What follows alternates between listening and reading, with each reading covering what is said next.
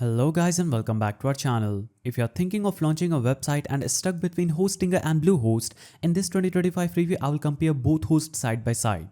So, in 2025, Hostinger continues to impress with light speed servers, delivering super fast load times globally, and it's especially great for international audiences. Bluehost on the other hand has improved speed with SSD storage and optimized WordPress integration, but it's still a bit slower outside the US. Verdict: Hostinger wins on speed, especially for global reach. Now, Bluehost offers a traditional cPanel dashboard that's very beginner friendly, especially for WordPress users, while Hostinger uses its own custom H panel which is cleaner and faster, but may take a bit of getting used to.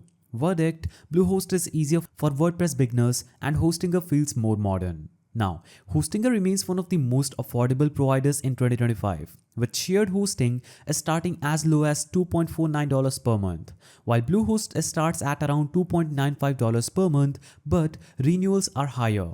Also, Hostinger often includes free domain, SSL, and email even in lower tier plans. Verdict: Hostinger offers more valuable for budget-conscious users.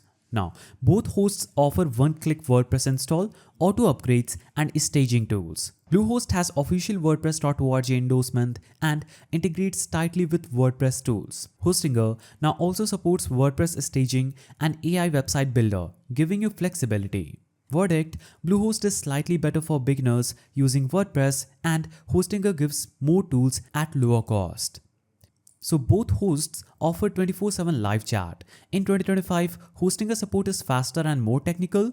Bluehost support has improved in responsiveness but can be a hit or miss with more complex issues. Verdict: Hostinger edges out slightly for support quality and speed. Now both providers offer SSL, DDoS protection and firewalls. Hostinger includes weekly backups on lower plans and daily on premium, while Bluehost offers daily backups but only on higher tiers or through paid add-ons. Verdict: Hostinger provides better backup features across all plans. So, final verdict is you should choose Hostinger if you want fast performance, lower pricing, and more tools for money. And you should choose Bluehost if you are a WordPress beginner who wants a familiar interface and US focused hosting. So both are solid options. Just pick the one that fits your goals. If you found this guide helpful, please don't forget to give it a thumbs up, and thanks for watching.